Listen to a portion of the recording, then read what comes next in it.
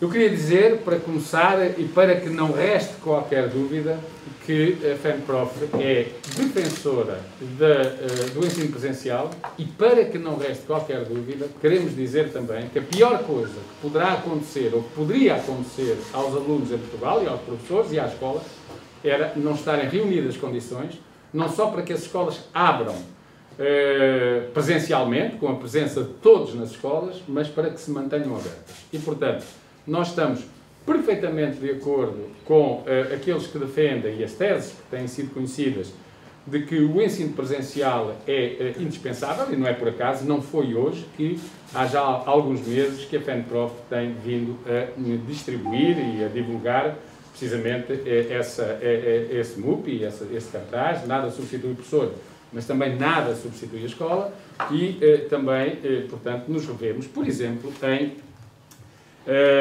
estudos. Ainda ontem, penso que foi ontem, saiu um parecer da Associação Portuguesa de Pediatria, precisamente falando das vantagens também no plano da socialização e do contacto das crianças e dos jovens com outros do ensino presencial, e revemos perfeitamente nas palavras do secretário-geral da ONU, o Dr. António Guterres, que também afirmou que não criar condições e não garantir que o ensino vai ser presencial seria uma catástrofe geracional que poria em causa, inclusivamente, o desenvolvimento durante várias décadas dos países.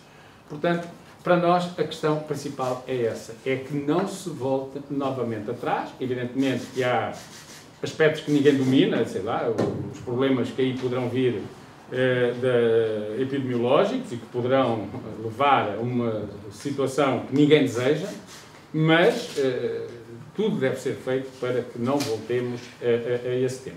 Portanto, isto fique claro, e que também fique claro o seguinte, é que para nós garantirmos que efetivamente o ensino vai ser presencial e as escolas não vão fechar, nós temos que ser muito exigentes nas medidas de segurança sanitária, não apenas, mas à cabeça nas medidas de segurança sanitária que as escolas vão poder proporcionar. Porque se isso não acontecer, se houver facilitismo, se quiser poupar nessa matéria, o que vamos ter novamente é, efetivamente, não tarda o ensino a voltar a ensino remoto, a ensino à distância. Aliás, voltando ao secretário-geral da ONU, ele mesmo, também na declaração que fez, instou os Estados a disponibilizarem fundos e a reforçarem em orçamento as verbas com a educação. E até disse mais, apelou às entidades internacionais que estão solidariamente a disponibilizar verbas para apoio aos Estados, que essas verbas de solidariedade se destinem também, e em boa parte, à educação. E, portanto, nós acompanhamos perfeitamente isso e pensamos que facilitar nesta matéria e a nível da segurança sanitária nas escolas é imprudente, se não mesmo irresponsável. E, portanto, isso não deve acontecer. E só se nós formos... Há quem diga, por vezes insinua-se, o Ministro da Educação insinuou que a FENPROF, ao ser tão exigente e ao ter as posições que tem tido sobre essa matéria, é porque não quer que o ensino seja presencial. É o contrário. Quem não quer que o ensino seja presencial e que a presença nas escolas se possa manter, facilita. E ao contrário do que ele diz, não exige. Porque a exigência e o rigor nas medidas, neste momento, são absolutamente indispensáveis. Eu diria também que o Governo de Portugal e o Ministério da Educação em particular perdeu 2 meses. Perdeu os meses de julho e agosto para criar condições de grande segurança nas escolas. E, portanto, restam 15 dias. E ao perder 2 meses, porquê? Porque depois da manhã, portanto, dia 3, completam-se 2 meses, precisamente, que o Ministério da Educação tornou públicas as orientações que mandou para as escolas. E desde esse momento, a que chegaram as orientações às escolas sobre as regras a adotar para a organização do ano letivo, 3 de julho, nesse mesmo dia, a FENPROF, inclusivamente, em conferência de imprensa aqui em Coimbra, na sede do Sindicato de Pessoas da Região Centro, onde alguns dos seus jornalistas estiveram, imediatamente identificou fragilidades nas medidas, nas orientações que estavam a ser enviadas. Desde esse dia, 3 de julho, que a FENPROF tenta reunir com o Ministério da Educação e com a Direção-Geral da Saúde para poder discutir estas matérias. Por 8 vezes que nós enviámos à Senhora Diretora-Geral da Saúde um pedido de reunião para tentarmos saber se a Direção-Geral da Saúde validava as orientações do Ministério da Educação. E por uma razão simples. É que as orientações do Ministério da Educação não estão de acordo com as, chama-se assim, as medidas de prevenção para as escolas que a Direção-Geral da Saúde tem no seu site. Quer dizer, como é que é possível um Ministério assumir uma posição contrária àquela que é a orientação da Autoridade de Saúde Pública Nacional? Mas o Ministério da Educação faz isso. E, portanto, durante estes 2 meses, por 8 vezes, como eu disse, junto da Sra. Diretora-Geral da Saúde, tentámos saber se havia a possibilidade de uma reunião para colocarmos as nossas preocupações e tentarmos saber se validava ou não a DGS o que o Ministério dizia. Nem resposta recebemos. Inclusivamente, deslocámos um dia às instalações da Direção-Geral da Saúde, foi-nos dito que a Sra. Diretora não estava, mas queria agendar a reunião até hoje. Da parte do Ministério da Educação, a mesma coisa. Por várias vezes que nós pedimos uma reunião, aliás, reunião essa que desde junho estava comprometida, mas a partir do momento em que foram conhecidas estas orientações, em 3 de julho, o Ministério silenciou, não sabemos se devido ao calor entrou toda a gente de férias, mas de facto não deu qualquer tipo de resposta aos pedidos insistentes de reunião. Inclusivamente a FENPROF divulgou e apresentou na Assembleia da República, ao Ministério, às entidades todas a quem devia, ao seu Primeiro-Ministro, a quem devia, um plano para a abertura segura do ano letivo 2020-2021. Este plano nós tentámos-lo discutir com o Ministério da Educação. Nós tentámos discuti-lo com a DGS. Nós tentámos que as entidades responsáveis pela saúde pública em Portugal e o Ministério da Educação, que é responsável pelas escolas, como é evidente, que pudéssemos discutir. Não temos aqui a habilidade de achar que tudo o que aqui está é que está bem, tem que ser... Não, mas queremos discutir, porque há uma coisa que temos a certeza. É que as condições e o trabalho que as direções das escolas e os professores, os coordenadores de estabelecimento, etc., tiveram para criar as melhores condições que as escolas necessitam de ter, foi tremendo nestes meses de agosto, julho, etc. Mas não podiam fazer o que não estavam autorizados. E, como é evidente, têm que respeitar e obedecer às orientações e às regras que o Ministério da Educação fez chegar. E, portanto, isso foi o melhor que as escolas puderam fazer, só que não puderam fazer mais porque não tinham essa competência.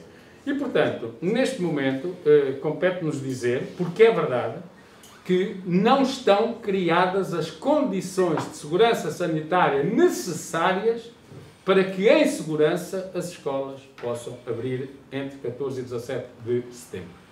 O Sr. Ministro pode não gostar que se diga isto, mas é isto que se pode dizer, porque é a única coisa que se consegue dizer perante a situação que estamos a viver.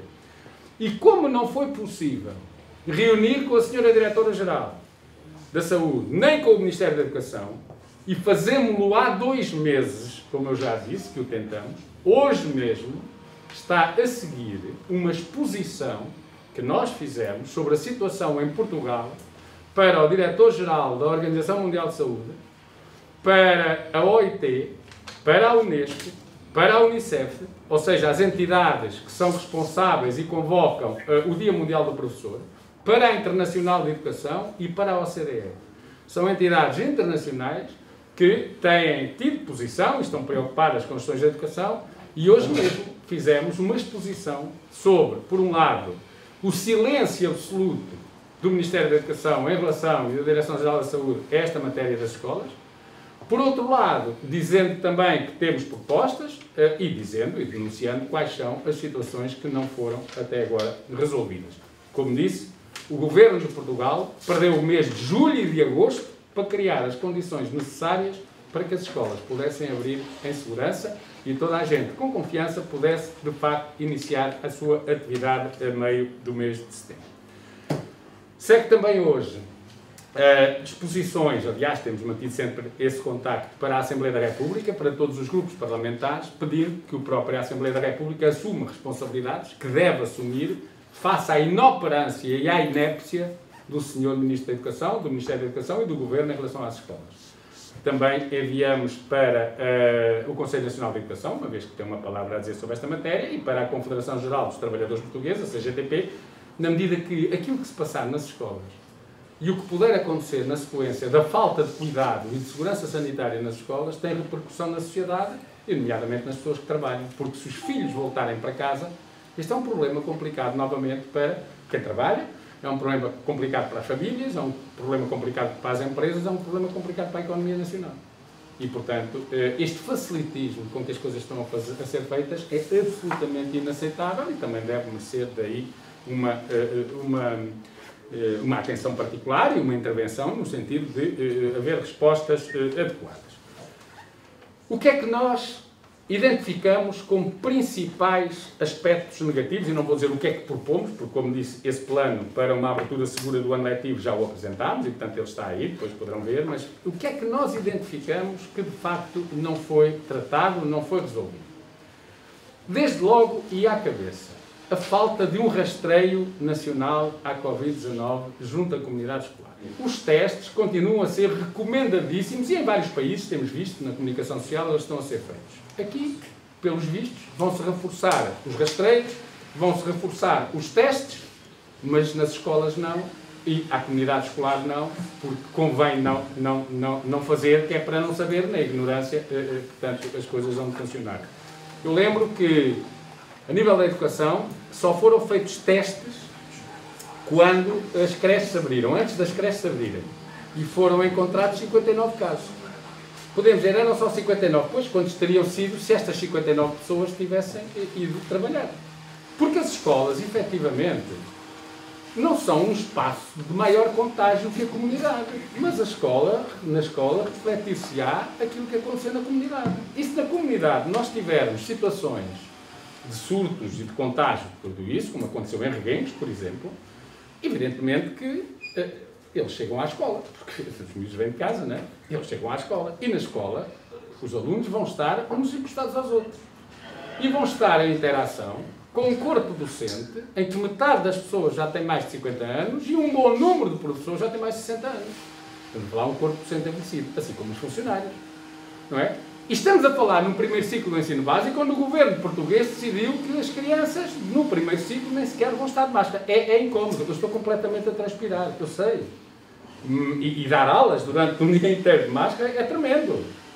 Todos sabemos, mas nós não estamos a falar das condições, estamos a falar de segurança sanitária. Não é?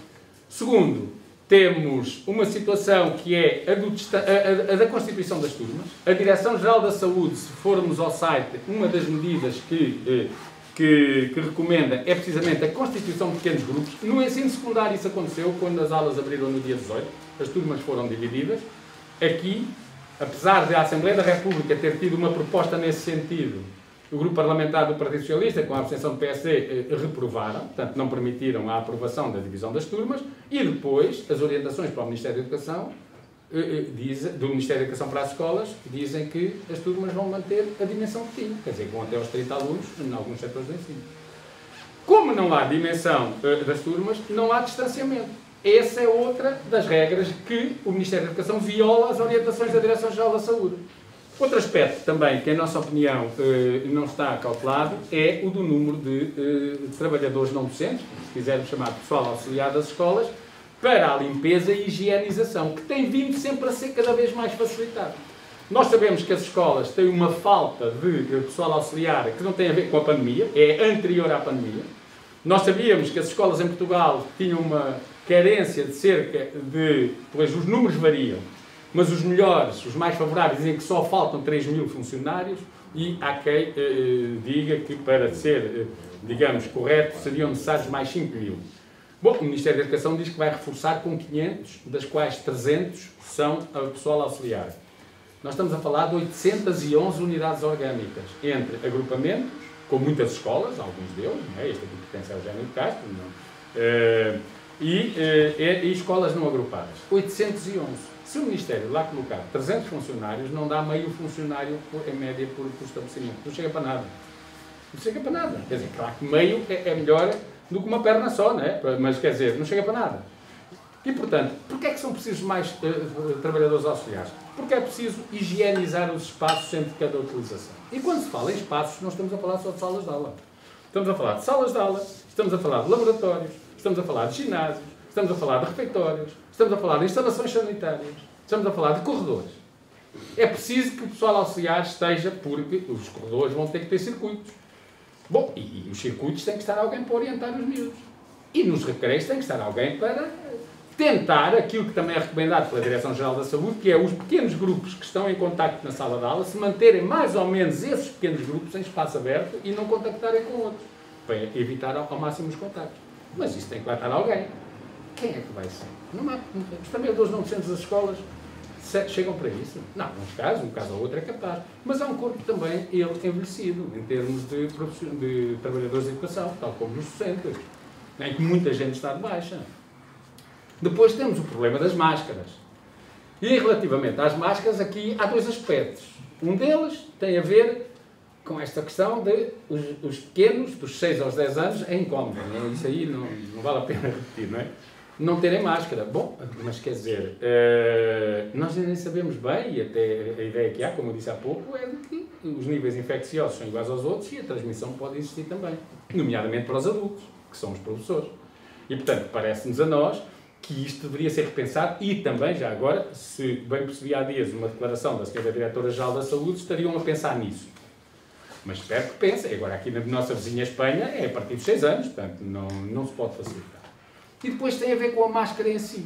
Porque aquilo que o Ministério da Educação decidiu foi a utilização de máscaras que não são as máscaras descartáveis, mas de máscaras sociais, máscaras reutilizáveis, que muitos de nós utilizamos e que é uma forma também, em termos ambientais, de proteger, de não estarmos sempre a deitar fora máscaras. Mas, daí a fornecer aos alunos, comprado pelas escolas, 3 máscaras para o primeiro período em que eles vão usar a máscara durante um mês, quer dizer, de certeza que há pais que vão ter cuidados, que vão ter todas as preocupações de lavagem das máscaras, para a reutilização, eventualmente até vão comprar outras, tudo bem.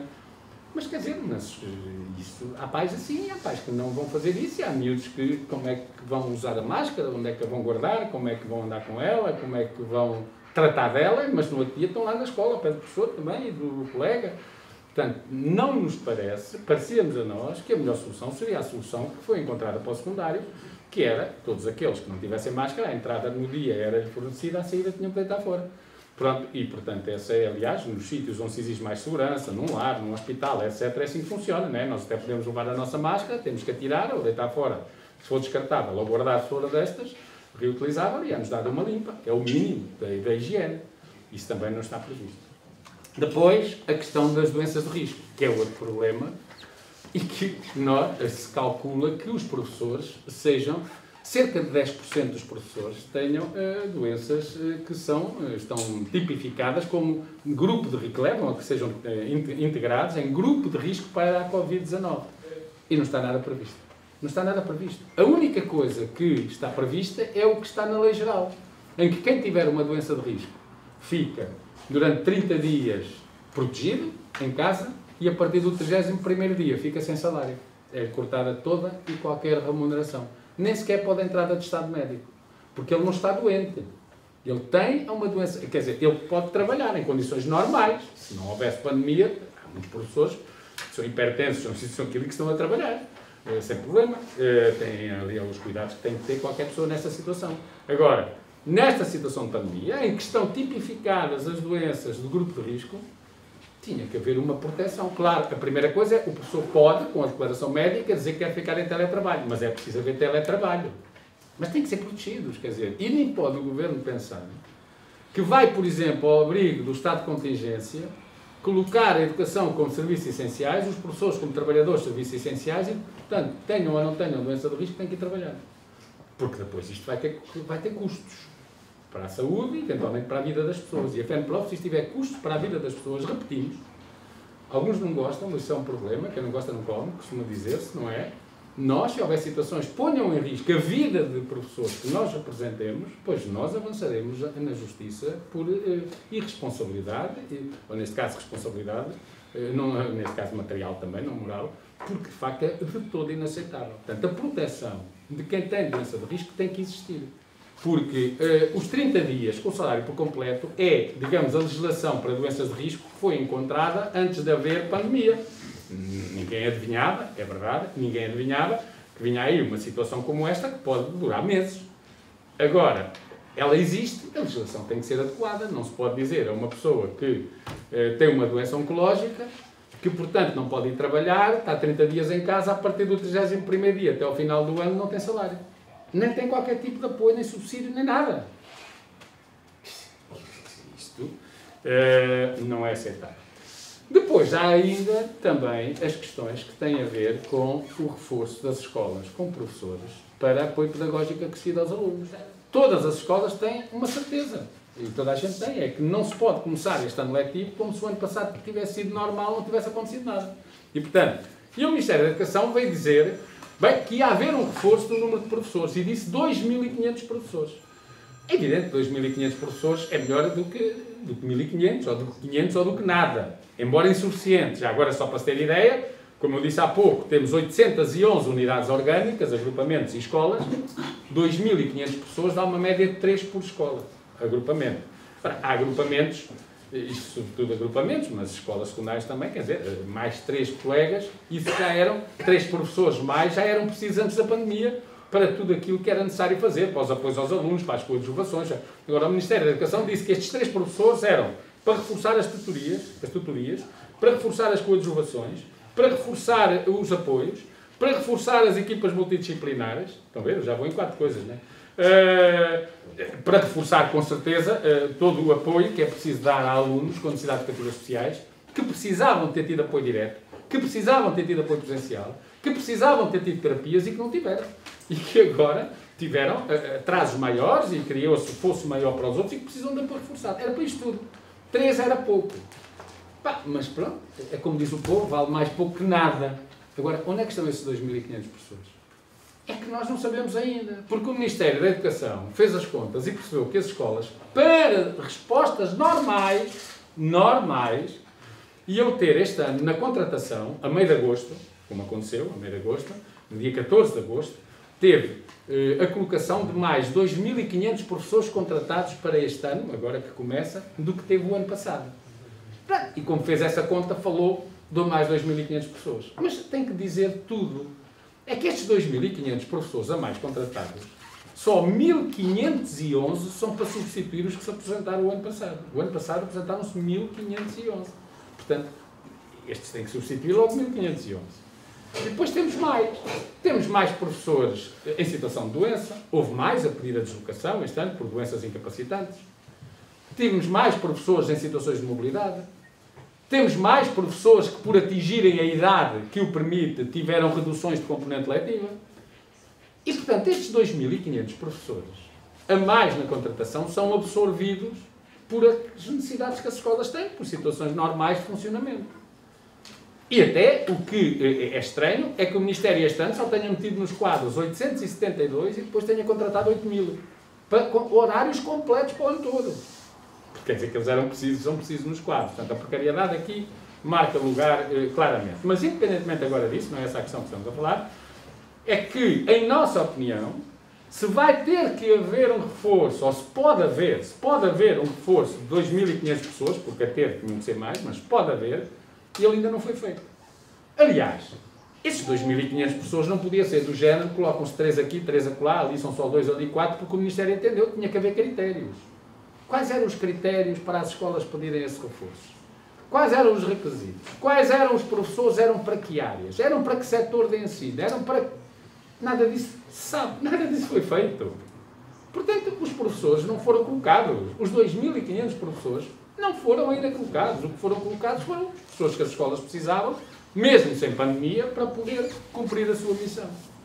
Portanto, no plano de segurança sanitária e também no plano pedagógico, o Ministério da Educação tirou férias, claramente, em julho e agosto, tirou férias e não permitiu e não fez o trabalho que tinha que fazer. O Ministério da Educação e o Governo, em relação às escolas e à abertura do ano letivo, não fizeram o trabalho que tinham que fazer. E a Direção-Geral da Saúde não assumiu as responsabilidades que deveria ter assumido, que era pôr o dedo no nariz do Ministério da Educação e dizer essas normas que vocês puseram cá fora não correspondem àquelas que nós entendemos que devem ser e que, como eu disse, continuam a ser divulgadas pela Direção-Geral da Saúde. Há aqui ainda um outro aspecto também, que eu acho que é importante, dois, para terminar, que tem a ver um com o desdobramento dos horários e outro com a questão da intervenção precoce. Isto talvez mais fácil.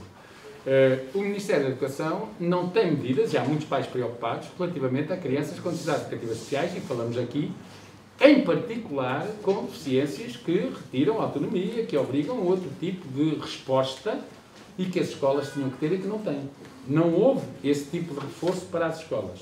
Inclusivamente, também, para, por exemplo, a própria intervenção precoce. Há muitos professores que vão estar a fazer trabalho no âmbito da intervenção precoce nos domicílios. Portanto, não é na escola, vão às casas das pessoas.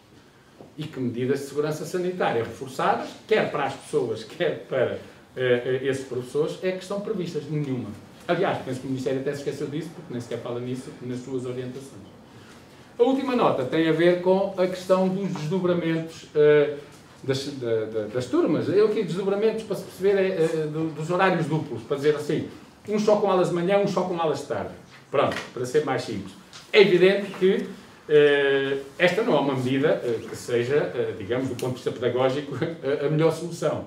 A existir é uma medida que reside no facto de permitir, e apenas por isso, e muitas escolas por isso estavam a fazer essa opção, de permitir que haja menos gente cada vez nas escolas. Portanto, há uns que só estão num turno e há outros que só estão noutro turno e, portanto, há uma população escolar em simultâneo que é menor.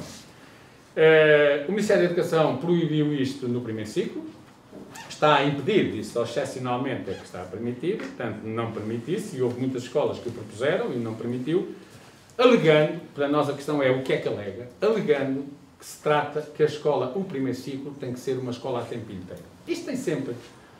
Isto agora dávamos uma grande discussão, que é a escola a tempo inteiro e família a meio tempo, mas não é por aí que a gente agora vai, não é? Pronto, estamos a dizer ou seja, os pais estão a trabalhar, se os miúdos só tiverem aulas de manhã ou só tiverem aulas de tarde, depois há um problema. Não é problema. Porque a escola a tempo inteiro não tem que ser garantida com as aulas ou com a atividade letiva. É um problema, sim, para o governo, que não quer gastar dinheiro, porque teria que organizar para o outro turno, ou seja, para a tarde, para os da manhã e para amanhã, para os da tarde, teria que organizar a ocupação de tempos livres, atividades com trabalhadores, com monitores, com condições de segurança sanitária também, e isso dava muito trabalho e custava caro. E, portanto, é mais fácil manter nas escolas todos ao mesmo tempo, com os professores, com os alunos, e, portanto, não autorizar isto no primeiro ciclo. Relativamente aos outros níveis e graus de ensino, segundo ciclo de ensino básico, terceiro ciclo de ensino secundário, aí foi autorizado. Onde é que estão agora a aparecer os obstáculos? Das câmaras municipais. Porque várias câmaras municipais já perceberam que com isso, já concluíram, vão ter que reforçar muito os transportes. Porque se por um lado os transportes já teriam que ser mais cuidados, porque não podia ir tudo ao monte e fé em Deus, e portanto aquilo vai tudo cheio, os EPs sentados e todos lá chegam. Portanto, agora há regras para o distanciamento e para os transportes. Havendo um turno só de manhã e um turno de tarde, os transportes têm que ser organizados a dobrar. Ou seja, eles já eram a dobrar para poder reduzir o número de pessoas dentro dos veículos, e agora a dobrar porque tem que levar e trazer uns de manhã e depois levar e trazer uns à tarde, higienizar entre o transporte de uns e de outros. Isso fica caro. Portanto, conhecemos também já vários casos de câmaras que estão a dificultar. As escolas tomaram essa decisão, até foi autorizado, nesse caso, pelo Ministério da Educação, mas as câmaras estão a dificultar precisamente por causa dos transportes. Ou seja, não se está a levar a sério a situação epidemiológica e a pandemia, nomeadamente no que tem a ver com as escolas.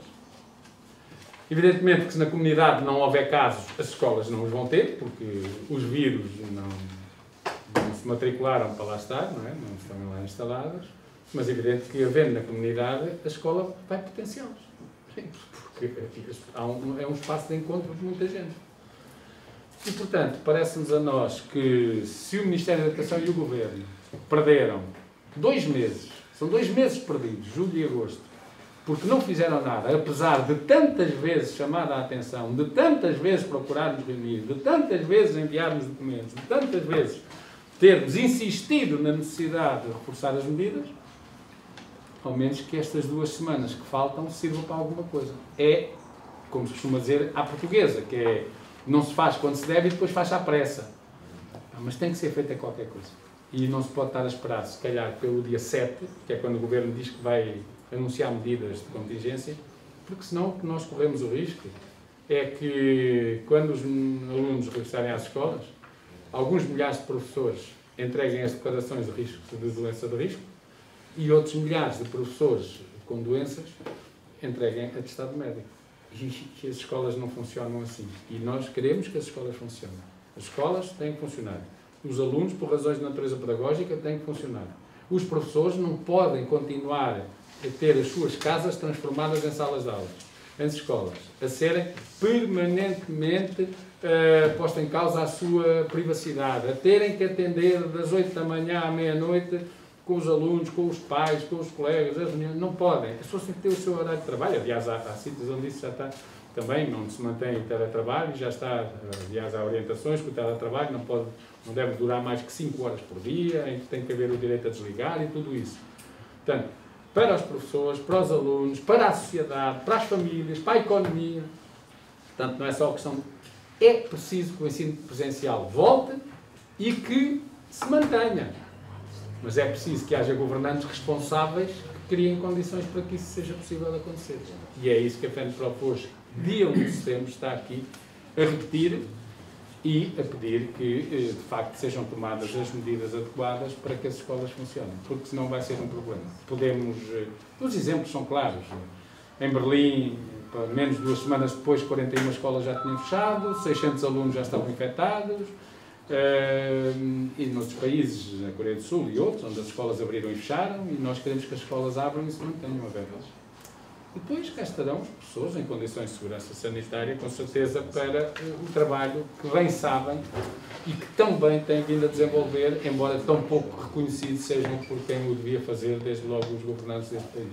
O que é que a FENPROF e os professores vão fazer se não houver uma alteração radical dessas condições que vocês consideram... Para já, o que nós vamos fazer é insistir junto do Governo e das entidades que podem tomar medidas para que as tomem. Nós vamos reunir o Secretariado Nacional da FENPROF amanhã e quinta de manhã, o Conselho Nacional, dirigido aqui para a minha colega Manuela Mendonça, que é Presidente, vai reunir na quinta à tarde e na sexta. Vamos avaliar a situação, vamos fazer um levantamento exaustivo, rigoroso, próximo e exato do que está a acontecer nas escolas, ou do que está previsto nas escolas. Vamos fazer escola a escola, vamos fazer isso também. Vamos nos dirigir, como já disse, à Assembleia da República, a entidades internacionais para que pressionem o Governo de Portugal, à Assembleia da República e ao próprio Conselho Nacional de Educação.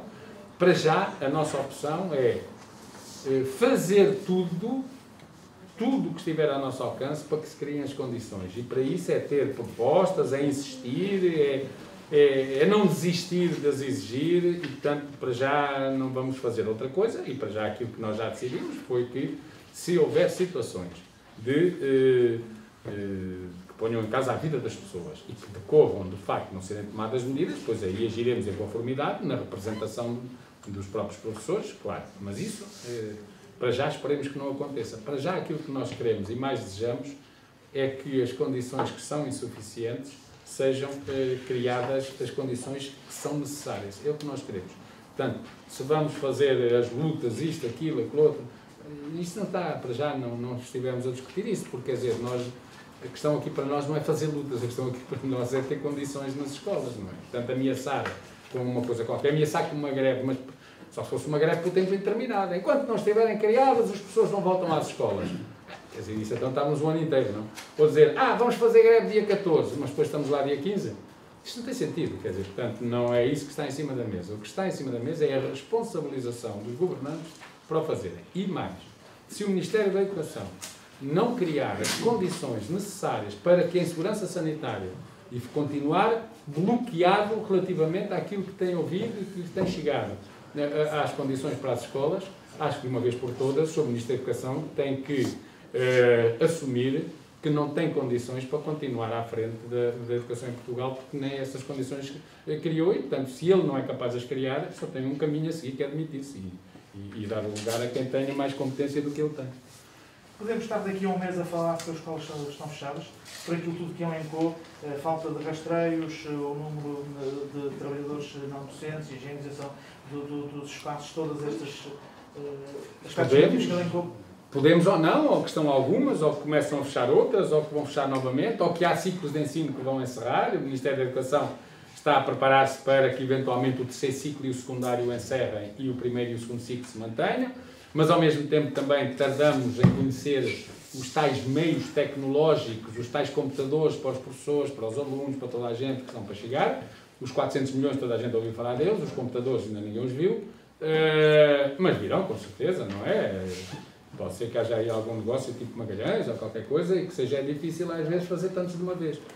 Portanto, vamos aguardar o que é que aí vem. Agora, isto depois também depende da maneira como as escolas funcionam, porque é assim, se os grupos forem pequenos, se nos espaços exteriores os grupos se mantiverem pequenos e aparecer um caso, pode até apenas ser esse grupo que fica em quarentena, que fica resguardado.